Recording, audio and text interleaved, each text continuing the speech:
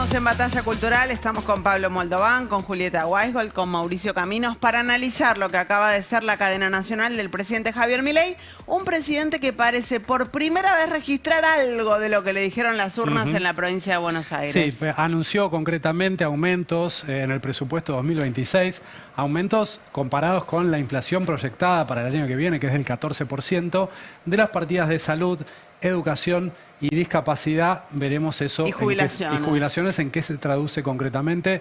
Una primera lectura de lo que fue el discurso de Milei. Yo creo que marcó un poco el tono de la campaña. De acá a octubre, y esta frase de lo peor ya pasó, va a ser lo que sacan todos los libertarios oficialistas a decir, ¿no? Frase que ya usó Mauricio Macri, ¿no? Tal cual. Lo peor ya pasó. No en sé el Congreso lo dijo él, creo que en una asamblea legislativa del 1 de marzo, me parece. No sé si le hubiera recomendado yo a ningún presidente usar una frase que quedó Pero bueno, tan... una manera de decir, bueno, hasta acá fue un esfuerzo, como dijo, no, el esfuerzo de todos. Vale la pena, esta vez vale la pena. Sí, vale la pena. Sí. Y también dijo gracias, me llamó la atención esas palabras que Sí, en un momento les agradeció. agradezco por... Bueno, pero hay que ver si después efectivamente no pasa algo y si sale este presupuesto también. Que es un poco parecido al año pasado, este ajuste fiscal, digamos, una ley de ajuste fiscal. Total. Ni la casta, ni el kirchnerismo, ni el último clavo, ¿no?, en el ataúd del kirchnerismo, no hay antagonista. El único antagonista que mencioné es Keynes, si anoté bien, no sé si lo escucharon algún otro. Eso es un primer punto importante, ¿no? Un discurso que apunta, tiene otro destinatario, no es, por lo menos va marcha atrás, ¿no?, discursivamente respecto a donde venían. Desde el punto de vista discursivo, impecable. Se nota que hubo manos detrás de eso, porque ¿dónde estamos? ¿A dónde vamos? ¿No? Proyecta un horizonte en el discurso y qué podemos hacer, y en eso incluye a la gente, ¿no? Es bueno, les pide un esfuerzo. A ver, entonces desde el punto de vista narrativo del discurso hay una transformación y se nota que está ordenado eso. Ahora, desde el punto de vista sustancial, ¿no?, de lo que plantea, esto que decías vos, Gaby, al principio, ¿no? Bueno, estas tres cuestiones centrales: jubilaciones, ¿no?, universidades y salud y discapacidad. Bueno, que marca un cambio, pero es un cambio en un presupuesto que va a estar recortado, ¿no?, muchísimo para el año que viene. Entonces hay que ver si ese incremento que anuncia es finalmente un incremento, digamos, real. ¿Eso le puede dar un aire de cara a la elección? Depende también de qué haga la oposición con todo esto de nuevo. Claro, ¿no? Es medio ciencia ficción, ¿no?, lo que anuncia, porque, bueno, las partidas van a estar en ese proyecto de presupuesto, pero quizás el proyecto de presupuesto no se apruebe. Si hay voluntad política, de todas formas lo puede hacer. Ahora, yo me pregunto también si esto no será parte de un escenario post-devaluación en la que el gasto público haya quedado licuado y sea entonces posible este tipo de aumentos, Pablo. A ver, yo fundamentalmente lo que percibo es que en el discurso no hay demasiados cambios, ¿sí? No hay mucha novedad. El presidente insiste digamos, con su mirada fiscalista extrema, donde el equilibrio fiscal viene a resolver absolutamente todos los problemas de la economía argentina, y con eso alcanza. Es muy insistente en la relación que marca entre el riesgo país y el equilibrio fiscal, que es algo que además está bastante en crisis en los últimos meses, en particular desde el acuerdo con el fondo, ¿sí? Con lo cual, la verdad que en ese sentido no veo mucha novedad, y mucho de lo que se marca en términos de la potencialidad de recuperación real del gasto, en algunos casos es propio de una expectativa de desinflación con las cláusulas de ajuste que tiene, por ejemplo, la actualización de jubilaciones. Es decir, si uno espera que la inflación baje, naturalmente la fórmula de actualización jubilatoria generaría algún tipo de recomposición, como siempre y como viene haciendo este gobierno, sin considerar la parte del bono, que la deja aparte, no la cuenta y la deja fuera. Yo creo que el presupuesto no, o por lo menos el mensaje, en lo que vemos hasta ahora, no ofrece mucha claridad respecto de hacia dónde vamos y sobre cuál va a ser el rumbo postelectoral. Yo creo que lo que hay es como una decisión de atarse muy fuerte a lo que se venía diciendo: con el déficit, con el equilibrio fiscal alcanza, con esto lo vamos a resolver y no nos podemos desviar de ahí. Bueno, yo creo que eso es lo que un poquito está en duda en estos días, y vamos a ver cómo sigue. Claro, vos sabés que cuando lo escuchaba por un instante dije, bueno, es un presidente que corrigió, que va a darle más fondos a aquellos sectores más golpeados, que tiene que ver con las leyes que se van a tratar en estos días. Ahora, En concreto no les dio nada. No, hoy no les dio En concreto, nada. cero. Y Porque también, podría haber aumentado ahora la partida.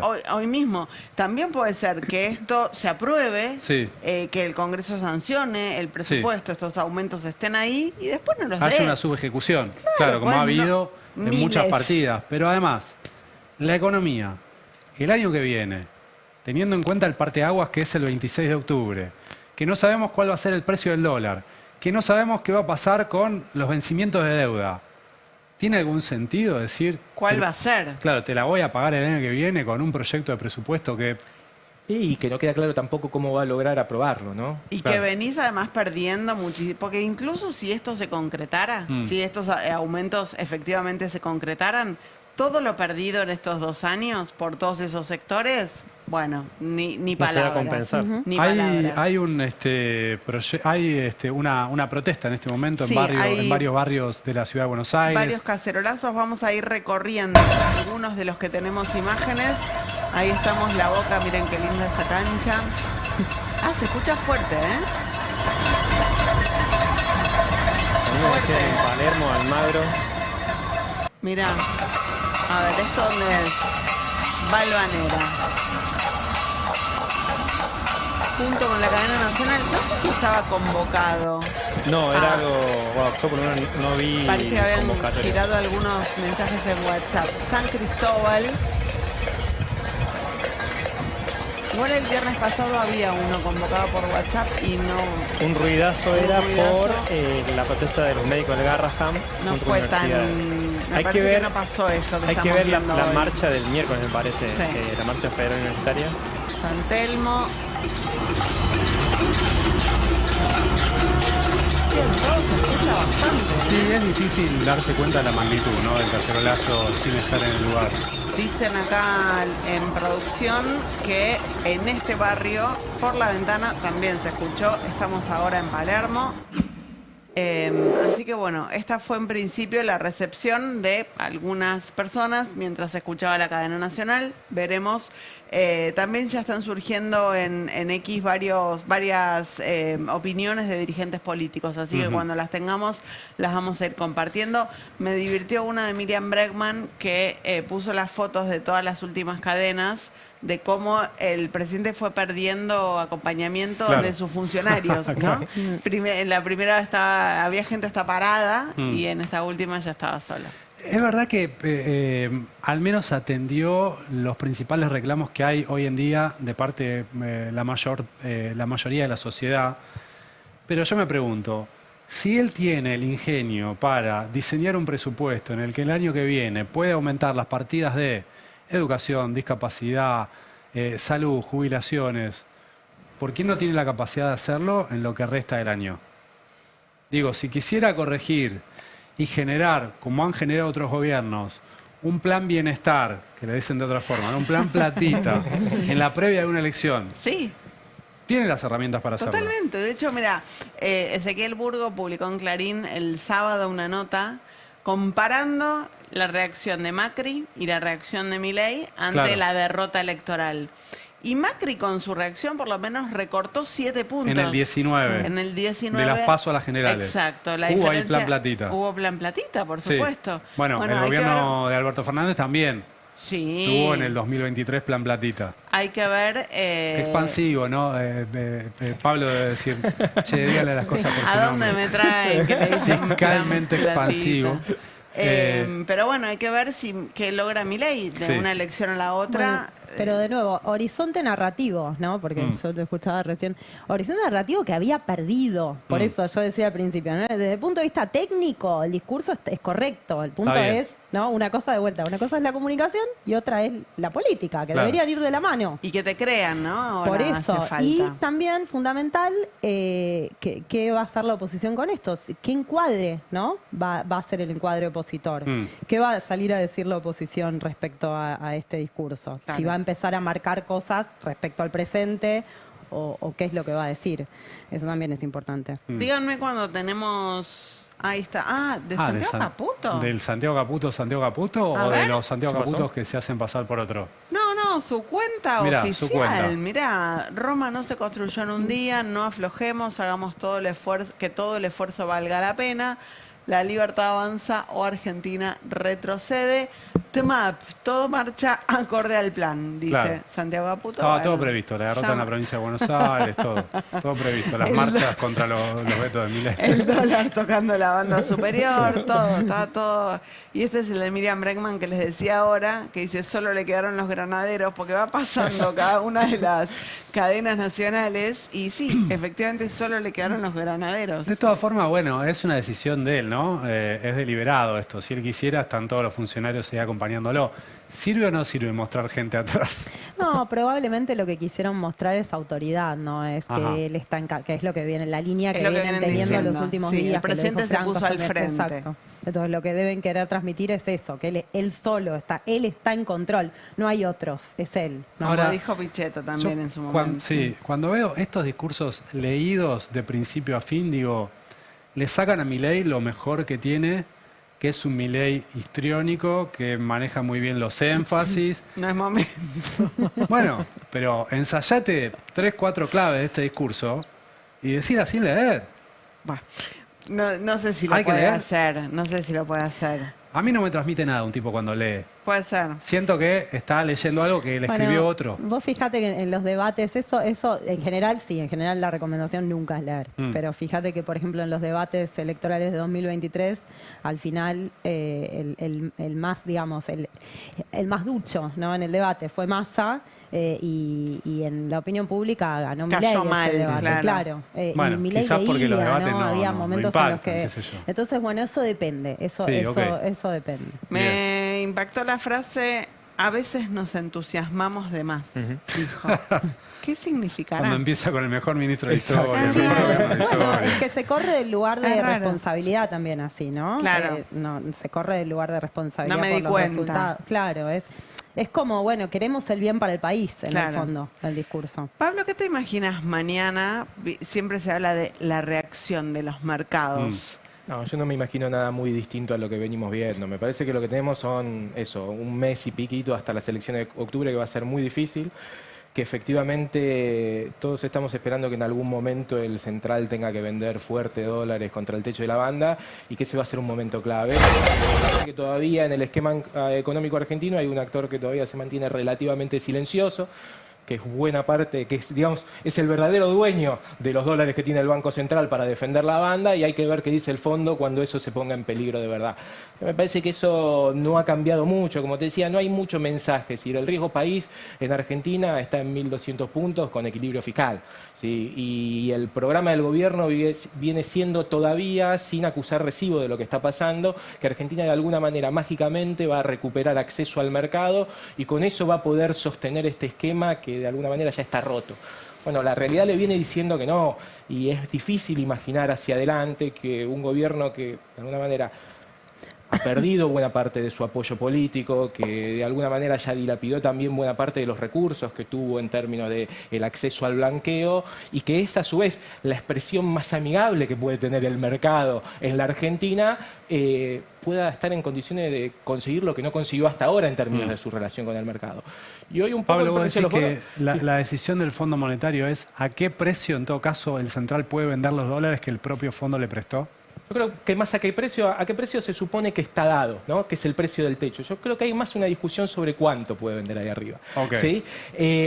Bajo nuestra interpretación, el gobierno, cuando incumplió la meta de reservas con el fondo, en realidad lo que hizo es dañar el programa de raíz. ¿Por qué? Porque se suponía que a esta altura nosotros teníamos que estar con algunos dólares propios que le permitía al gobierno defender el techo de la banda sin quemarse los dólares del fondo. Hoy esa situación no está. Hoy estamos en una situación donde vender en el techo de la banda es vender los dólares del fondo. Y eso es peligroso para el fondo, es peligroso para los tenedores de deuda, que de alguna manera es lo que empiezan a ver. Dicen, bueno, la verdad que si efectivamente entramos en un problema con el fondo, el que va a terminar pagando los platos rotos es el deudor privado, que es el que es más fácilmente reestructurable, y eso está fuertemente en cuestión. De hecho, te diría más, hay algo que llama la atención, que es cómo resiste el gobierno que el dólar llegue al techo de la banda. Incluso vendiendo a pocos centavos de eso con plata del tesoro, vendiendo futuros en gran cantidad para tratar de evitar eso. Da hasta por momento la sensación de que hay algo ya palabrado con el fondo respecto de que ese es un techo que no se va a poder defender con toda la artillería que tiene el Banco Central. Entonces, lo que sí creo es que de acá en adelante lo que vamos a tener que monitorear es cuando empiece a vender, cuánto vende y cómo reacciona el fondo respecto a eso. Mauri, ¿qué ves para la sesión del miércoles? ¿Habrá héroes suficientes para el gobierno? Hoy lo que me decían es que estás casi seguro que sale la insistencia. Que se voltee el veto al Garrahan, pero está más complicado en universidades, que ahí puede que aparezcan algunos héroes de último momento. No tanto de los gobernadores, estos 4 o 5 que quirúrgicamente, Catalán y Francos, se fotografiaron la semana pasada, o a los que le giró plata ahora, ¿no? Con estos ATN. Porque ya son votos que estaban un poco grises, o por lo menos la gente de Pichetto nunca los cuenta ya ahora, porque nunca saben, o prometen y después se iban. Entonces, eso, pero después, el mismo miércoles, hay otras medidas de Milei que se pueden, digamos, que pueden tener un golpazo de la oposición, que son interpelaciones a Karina Milei, a Francos, a Adorni por el tema coimas en discapacidad. Después hay un decreto de la Policía Federal, que también es importante. Y después tenés el jueves, que la oposición en el Senado quiere insistir con los ATN. Y hoy también decía, que tuve la posibilidad de entrevistar a Julián y Tulio, decía, los números están para que salga esos. Y el miércoles tenés la ley de trámite de DNU. También. Además. Sí, eso no lo mencioné ahora porque justo se me pasó y es muy de la rosquita política ahí, ¿no? Pero a nivel de no va a ser una agenda, buena semana para el yo gobierno creo que del ya Congreso. viene con 20 derrotas, ¿no? 20 votaciones en contra. Puede tener otras 20 y pico y sumando la del jueves capaz llegar a casi 30. Lo que estaba pensando en la agenda parlamentaria es que hablamos del presupuesto, se presenta hoy. Ahora empieza todo un derrotero en comisiones, ¿no? O sea, no creo que haya media sanción en diputados hasta antes de las elecciones. Y después, estas votaciones de miércoles y jueves tienen que cruzarse. O sea, lo que se votó en diputados tiene que pasar al Senado, y lo que se votó en Senado tiene que pasar a diputados. Entonces yo creo que en el Congreso va a estar más la agenda de la oposición hasta las elecciones. Esto que decíamos, la promesa ahora del gobierno en este presupuesto de aumentar supuestamente a jubilados, a universitarios, a discapacidad, no va a llegar tampoco a ni siquiera verse una media sanción antes de las elecciones, me parece. Claro. ¿Cómo está la agenda, no? Muy apretada, de acá a un mes, son 30, 40 días. Sí, es poquito tiempo. Mes y medio. Juli, el proyecto que decía Gabriel es importante para monitorear. Me parece que buena parte de la discusión sobre la gobernabilidad va a estar en la reforma en el proyecto de reforma de la ley de DNU, porque es el esquema sobre el cual el gobierno viene articulando su esquema de gobernabilidad. Y medir un poquito cómo sale esa votación, si efectivamente el gobierno ya logra por lo menos aislar un tercio de la votación para que en caso de que después venga un veto, eso pueda ser ratificado, va a ser visto por lo menos desde el mercado con bastante atención, porque se juega ahí un poquito la capacidad del gobierno de sostener de acá a octubre lo que viene siendo. Sí, puede que sea algo de votación más de madrugada, viste que a la madrugada después pasan cosas que nosotros todos, digamos, la gente está durmiendo y bueno, es una sesión muy larga y ahí la negociación, los teléfonos están incendiados. Juli, ¿qué ves del discurso de recién de Milei respecto de si puede o no apelar a alguien que ya no lo haya votado pensando en el electorado bonaerense, ¿no? Bueno, a ver, lo que decía, ¿no? Lo de correrse del antagonismo duro del último, porque en realidad el discurso de Milei no tenía el antikirchnerismo, digamos, no era eso, era muy cambiemita, ¿no? Claro. Muy del origen de Cambiemos. Milei llega con el discurso anticasta y eso iba cambiando, ¿no? Lo que era como una bolsa y adentro se iban metiendo y sacando cosas todo el tiempo. Estábamos todos preguntando, ¿quién es casta? Claro. ¿Este es casta? No, este no es la casta. La gente bien y la casta, ¿no? Y bueno, claro, iba cambiando eso. El kirchnerismo, por supuesto, era un actor central de la casta, pero no era el único. Claro. De golpe, y creo que más o menos en la elección de Cava, ¿no? Se ordenó el discurso, se orientó el discurso exclusivamente al antikirchnerismo. Y bueno, creo que en eso sí hubo alguna escucha, ¿no? de que el anti-kirchnerismo no fue tan efectivo, digamos, sobre todo en la provincia de Buenos Aires, donde el kirchnerismo sigue teniendo, y el peronismo, mucho peso. Y en el país para también, muchos digamos, ese antagonismo ya no tiene peso. Digo, no por sentirse kirchnerista, sino porque le parece una pelea medio imaginaria, ¿no? Sí, porque probablemente también... No, yo creo que no sé si es imaginaria, yo creo que son clivajes, digamos, que están de algún modo, pero con el desgaste que sufrió el gobierno en los últimos meses, ¿no? La palabra tiene que ver con el posicionamiento real, digamos. Cuando deja de tener que ver hay un deslinde y eso, la palabra no pesa. Claro. ¿no? Es un problema. Gracias a los tres por haber venido. Gracias Súper por venir. interesantes. Nos ayudaron a mirar un poco la cadena con otros ojos. Gracias. Encontraron en la producción esto de lo que vos hablabas, ¿no? Sí, la frase Mauricio de Macri, a mitad justo de su gobierno, diciendo más o menos en este periodo que también estaba atravesando Sí, Milei, ¿no? Mitad de mandato. Lo peor ya pasó. Lo peor ya pasó, a verlo. Pero lo peor ya pasó. Y ahora vienen los años en que vamos a crecer. Las medidas tremendas, hemos tomado, dijo recién. Yo creo que lo peor ya pasó, digo. Yo creo que lo peor ya pasó. Lo peor ya pasó. Yo pienso que lo peor ya pasó. ¿Vos no crees que estamos viviendo una crisis, que estamos pasando una crisis? Yo creo que lo peor ya pasó.